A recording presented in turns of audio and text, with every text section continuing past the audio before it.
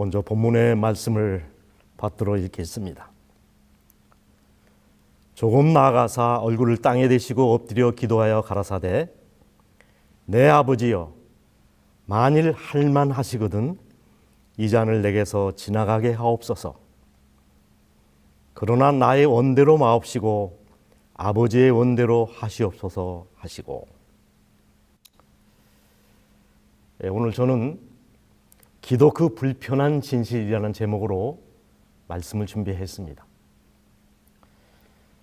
불교인들의 마지막 소원이 해탈의 경지에 이르는 것이라면 그리스도인의 마지막 깨달음의 정점은 하나님이 얼마나 위대하시고 높은 존재인가, 그것에 반하여 인간이 얼마나 무능한 존재인가라는 깨달음이라고 생각합니다.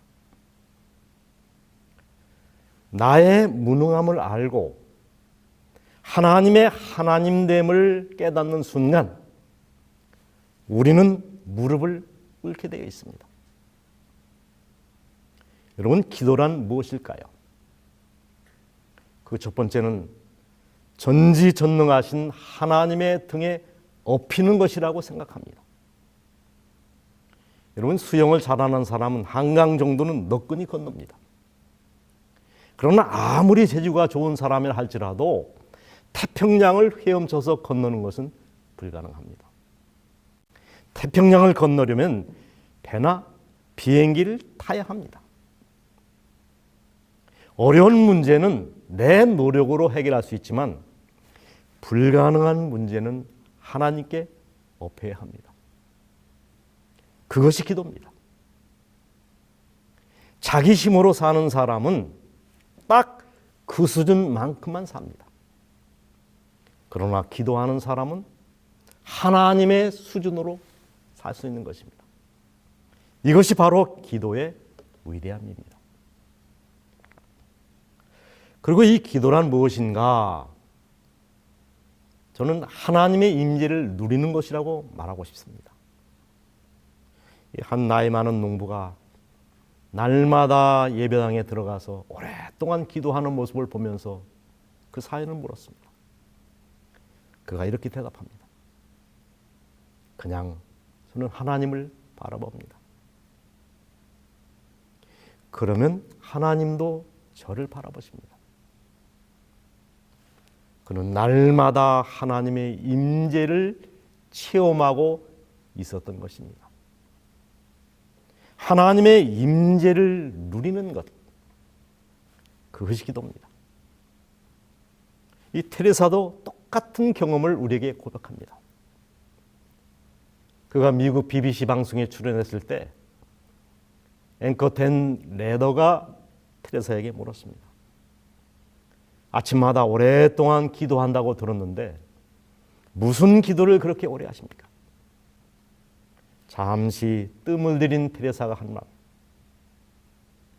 듣지요. 답변에 당황한 앵커가 다시 묻습니다. 그러면 하나님이 뭐라고 말씀하시나요? 그분도 듣지요. 말하지 않아도 다 하시는 우리 주님. 답을 듣지 않았지만은 하나님의 마음을 다 아는 기도자. 이 키에로케고로가 이런 말을 했습니다. 어떤 사람이 기도했는데 처음에는 기도가 말하는 것이라고 생각했다. 그러나 그는 점점 더 조용하게 되어서 결국 기도는 듣는 것이라는 사실을 깨닫게 되었다. 중세 많은 사람들이 이 세속을 떠나 산중 광야 혹은 인적이 드문 곳으로 들어간 이유는 오직 하나님께만 집중하기 위해서였습니다. 그들이 수소합니다. 오직 기도와 말씀에 전념하기 위하여 이들이 잠든 영혼을 깨웠고 부패한 중세 시대를 흔든 개혁자가 된 것입니다. 사랑하면 여러분 기도하게 됩니다. 곁에 있어도 그대가 그립다는 식구처럼 사랑하면 함께 있기를 원하고 대화도 깊어지기 마련입니다. 우리의 기도가 그렇게 짧은 이유는 주님을 사랑하지 않기 때문입니다. 많이 사랑하면 많이 사랑하게 되고 기도하게 되고 오래 기도하게 되어 있습니다. 이런 기도와 교제를 통하여 얻어지는 것은 하나님의 마음을 알고 그분과 마음이 하나가 되고 뜻이 하나가 되는 경험입니다. 미국의 한 청년이 한국 아가씨를 소개받았답니다. 첫 인상부터가 마음에 쏙 들었습니다. 남자 아가씨의 이름을 물었습니다. 대개 만나면 통성명을 먼저 하잖아요. I am you.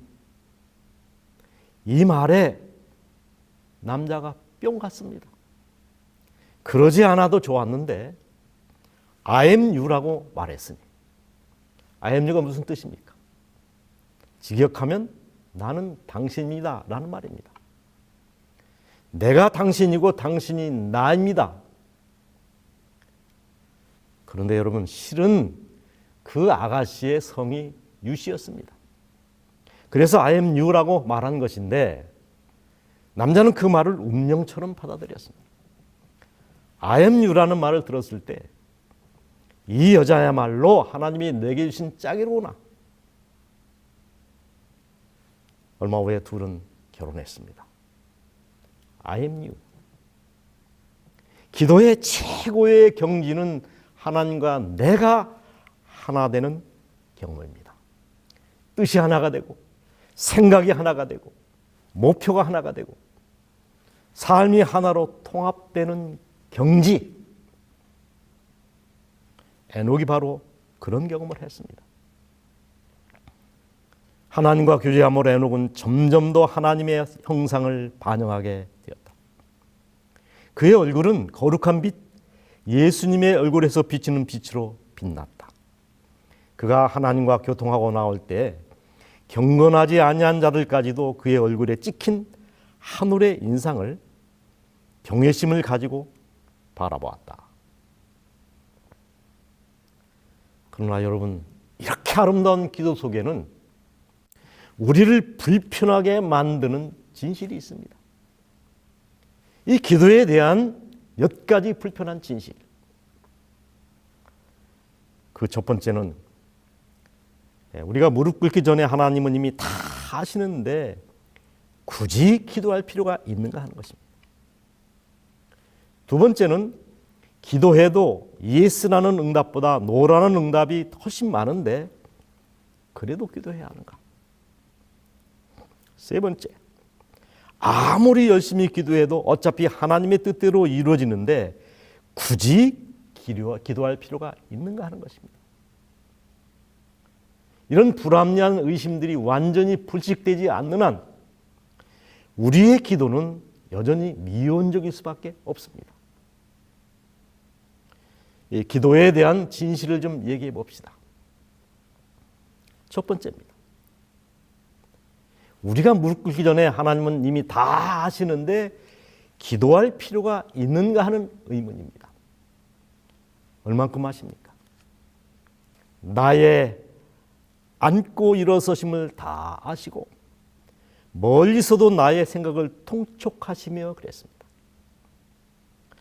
너에게는 오히려 머리털까지 다 세신 바 되었느니 두려워하지 말라라고 말씀하십니다.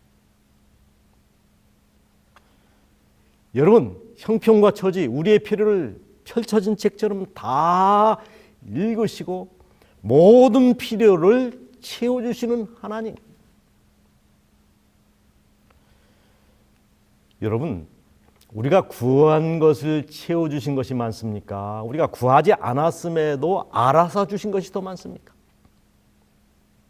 하늘, 땅, 바다, 우리가 구해서 하나님이 이런 것들을 만드신 거 아닙니다. 해와 달과 별, 바람, 공기, 꽃새, 가족과 교회와 이웃과 친구 다 알아서 하나님께서 우리에게 주신 것입니다. 더 나아가서 우리가 구하지도 않은 구원과 영생과 천국까지도 다 우리에게 약속해 주셨습니다.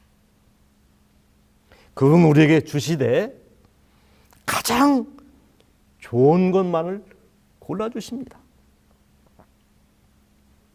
내가 가란 자에게 물을 주며 마른 땅에 시내가 흐르게 하며 라고 말씀하십니다. 너희가 악한 자라도 좋은 곳으로 자식에게 줄 알거늘. 자연은 진공을 싫어한다는 말 아시죠? 하나님은 결핍을 싫어하시는 분입니다. 결핍이 있는 곳에는 언제나 하나님의 체험이 있었습니다. 요아일의 하나님, 임마누엘의 하나님, 에베네셀의 하나님, 채워주시는 하나님이십니다. 이렇듯 하나님께서 다 알아서 채워주시는데 굳이 기도할 필요가 있는가 하는 것입니다. 이 지점이야말로 우리의 오해를 풀어야 할 지점이라고 생각합니다. 하나님이 다 아셔도 기도해야 할 이유, 우리가 가지고 있는 이 기도의 개념을 바꿔야 합니다. 기도란 나를 하나님께 알리는 시간이 아니라 우리가 하나님을 알아야 할 시간이라는 것입니다.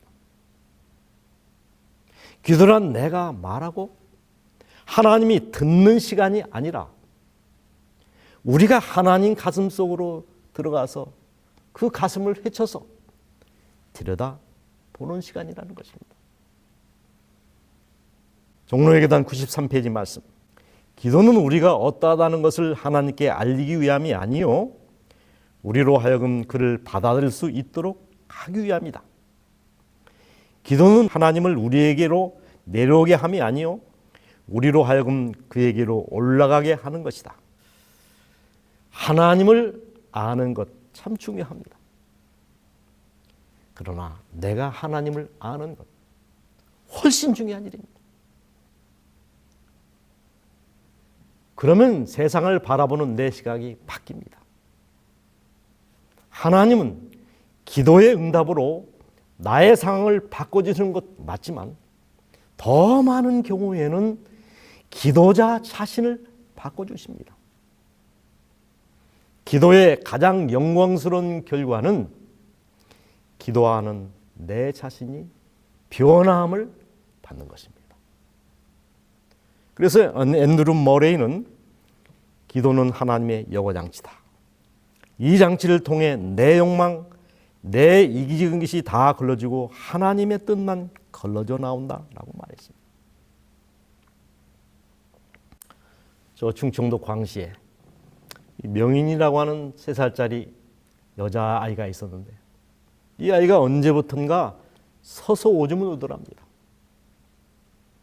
엄마가 여자는 오줌을 앉아서 눕는 거야. 앉아서 눕는 거야. 아무리 타일러도 소용이 없었습니다. 근데 까닭이 있었습니다. 옆집 광년이처럼 남자가 되고 싶었던 것입니다. 이 남자가 되는 것이 명인이의 소원이었습니다. 여러분, 여자가 서서 오줌을 눈다고 남자가 됩니까? 그러면서 날마다 남자가 되게 해달라고 기도했으니 하나님이 얼마나 난감하셨겠습니까? 40년이 지났지만은 명인이는 아직도 남자가 안 됐습니다. 왠지 아십니까? 7살쯤 철이 들어서 그 기도를 멈췄기 때문입니다. 지금은 의사 사모가 되어서 교회를 잘 섬기고 있습니다. 기도는 하나님을 변화시키는 것이 아니라 그것은 기도하는 사람을 변화시키는 것이다. 두 번째, 이 기도에 대한 불편한 진실이 있습니다. 아무리 기도해도 예스라는 응답보다 노라는 응답이 훨씬 많은데 그래도 기도해야 하는가?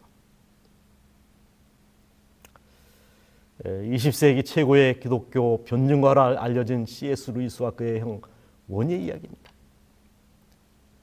덕실한 기독교 신자였던 어머니가 암이 걸렸을 때 9살의 어린 나이의 C.S. 루이스와 그의 형은 믿고 구하면 주시리라는 말씀을 철석같이 믿고 간절히 기도했지만 결국 그 어머니가 세상을 떠납니다.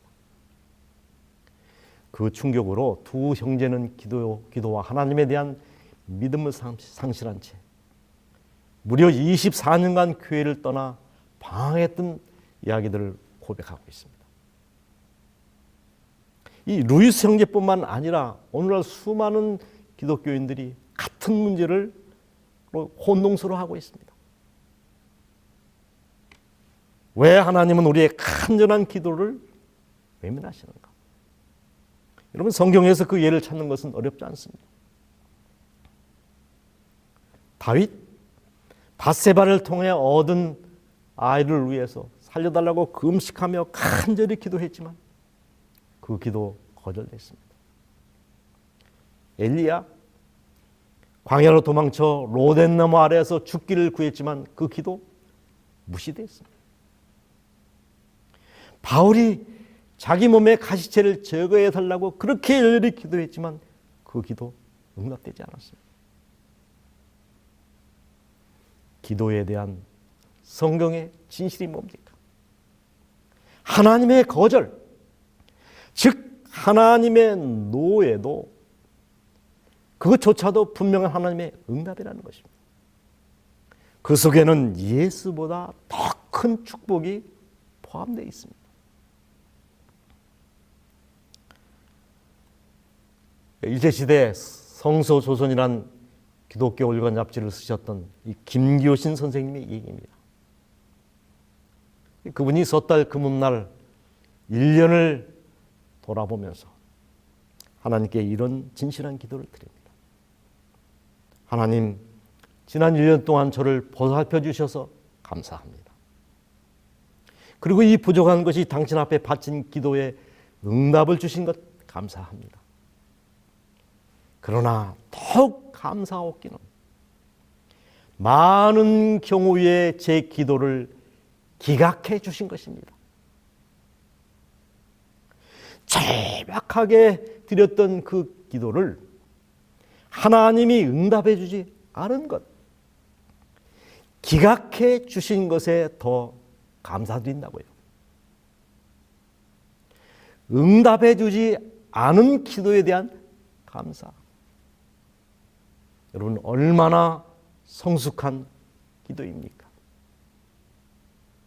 여러분, 만약 내가 드린 모든 기도를 하나님이 즉시 그리고 당장 다 이루어 주신다면 어땠을까요? 내가 품은 생각대로 세상이 되어 간다면 세상이 과연 어떻게 되었을까를 생각해 보셨습니까? 아마 난장판이 됐을 것입니다. 저 나라는 망해야 되고, 저 사람은 죽어야 되고, 저 회사는 부도가 나야 되고, 저 사람은 좀 혼이 나야. 이 빌리그램 목사님의 사모가 이런 고백을 합니다. 하나님이 내 모든 기도를 응답하지 않으심을 감사드린다. 만일 내 모든 기도를 응답하셨다면 나는 여러 번 틀린 남자와 결혼했을 것이다. 너도 하나님의 속 깊은 응답임을 알아야 합니다. 그리고 세 번째, 이 기도에 대한 불편한 진실. 성경은 쉬지 말고 기도하라. 무시로 성령 안에서 기도하고 시시로 저를 의지하고 그 앞에 마음을 토하라고 말씀합니다. 구하라, 찾으라, 두드리라 하셨지만 사실 아무리 기도해도 어차피 하나님의 뜻대로 이루어지는데 굳이 기도할 필요가 있는가 하는 것입니다. 이 질문에 대한 답은 두 가지를 인정하면 바로 그 답이 나옵니다. 하나님의 전지전능성, 인간의 무지몽매함. 우리는 왜 예수님처럼 나의 원대로 마옵시고 아버지의 원대로 하옵소서라는 기도를 해야 합니까? 인간의 왜곡된 필요의식 때문에 그렇습니다. 이 사람에게는 두 가지 의식이 있습니다. 필요의식과 결핍의식입니다. 그런데 이 필요의식이 매우 복합적입니다. 정말 필요한 것을 필요하다고 느끼는 의식, 필요하지 않은 것을 필요하지 않다고 느끼는 의식, 이것은 건강한 필요의식입니다. 그런데 필요한데 필요하지 않다고 느끼는 의식, 필요하지 않은데 필요하다고 느끼는 의식, 이것은 잘못된 왜곡된 필요의식입니다. 예를 들어 봅시다. 사람이 며칠 굶으면 허기를 느낍니다. 그런데 실제로는 배가 부른 상태인데 배고픔을 느끼는 경우가 있다는 거예요. 과식은 신체에 부담을 주며 병적 발열 상태를 일으킨다. 그것은 우리의 과도한 분량의 혈액이 모이게 하므로 사주와 수족을 급히 차게 만든다. 또 이것이 소화기관의 일을 마칠 때에는 무력하거나 피로감을 느끼게 한다. 계속하여 과식하는 어떤 사람들은 이 기진맥진한 느낌을 배고픈 상태라고 인식한다. 그러나 이것은 소화기관의 과로 상태에서 오는 허법합니다. 여러분, 당시에는 절실했는데 막상 지나고 보면 아닌 것들이 있습니다. 그때 후회하죠. 그때 그 물건을 사지 말아야 했는가? 그때 집을 팔지 말았어야 했는데 차라리 그거 말고 다른 과를 선택해야 됐는데 그 남자 말고 다른 남자를 선택해야 했는데 지나놓고 보면 후회하는 일들이 부지 있습니다. 여러분, 이렇듯 인간의 필요의식이 왜곡되어 있다면 하나님은 우리의 기도에 무엇을 기준으로 응답을 하셔야 하는가? 내 요구의 기초에서 응답을 하셔야 하는가? 아니면 절대적인 필요의 기초에서 응답을 하셔야 하는가? 하나님의 뜻대로 응답되는 것이 좋습니까? 내 뜻대로 응답되는 것이 더 맞습니까? 2003년 7월 개봉된 브루스 올마이티라는 화제 영화가 있습니다. 이 짐 캐리가 주연인 이 작품의 주제는 일주일 동안 하나님 되어보기 그것입니다. 내가 일주일 동안 하나님이 되어본다면 참 흥미있는 설정의 영화입니다. 그러나 막상 전지전능성을 부여받은 주인공이 일주일 동안 한 일이란 수풀을 반으로 가른다든가 여자의 치마를 들쳐본다든가 많은 사람들을 복권에 당첨되게 하는 일들, 그것이 전부였습니다. 자신에게 보여된 능력을 감당하지 못한 채 허둥지둥하며 일주일을 보냈다는 그런 내용이라고 합니다. 여러분, 세상에서 가장 어려운 일이 뭔 줄 아십니까? 하나님 노릇하는 것입니다. 좁혀서 기도를 한번 생각해 봅시다. 많은 경우에 우리가 열렬히 기도하면 할수록 하나님은 참 곤란해지십니다. 예를 들어봅시다. 내일 소풍 가는 학생들은 하늘이 맑기를 간절히 기도했을 것입니다. 그러나 모내기를 해야 하는 농부는 가뭄 끝에 비가 오기를 간절히 기도할 것입니다. 여러분, 그때 하나님은 누구 기도 들어줘야 합니까? 지금 한국하고 일본하고 월드컵 축구 경기를 하고 있다고 합시다. 일본 성도들도 기도하고 한국의 성도들도 기도합니다. 하나님은 어느 나라 사람의 기도를 들어줘야 합니다. 이것이 하나님의 딜레마입니다.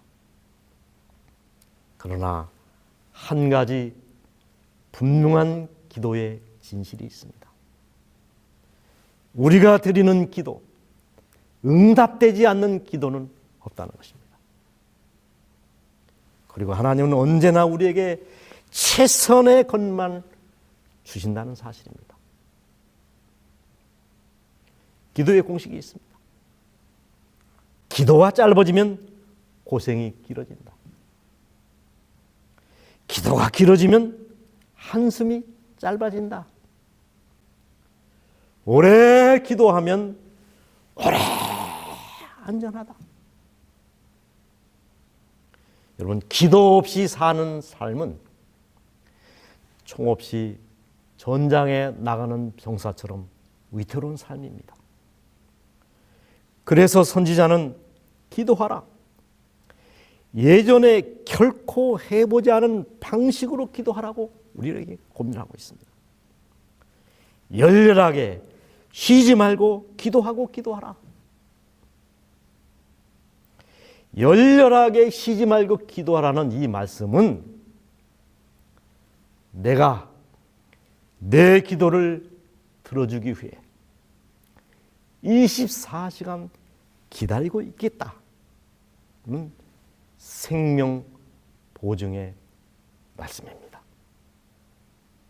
기도합시다.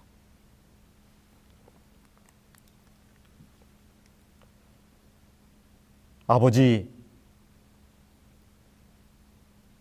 기도에 실패하면 인생이 실패한다는 진리를 이 아침 우리에게 가르쳐 주셔서 감사합니다. 그리스도인은 무릎으로 사는 백성이라 하셨사오니 날마다 주님의 얼굴을 구하며 주님과 동행하는 삶을 살게 하여 주시옵소서. 우리의 영원한 중보자 되시는 예수님의 이름으로 기도합니다. 아멘.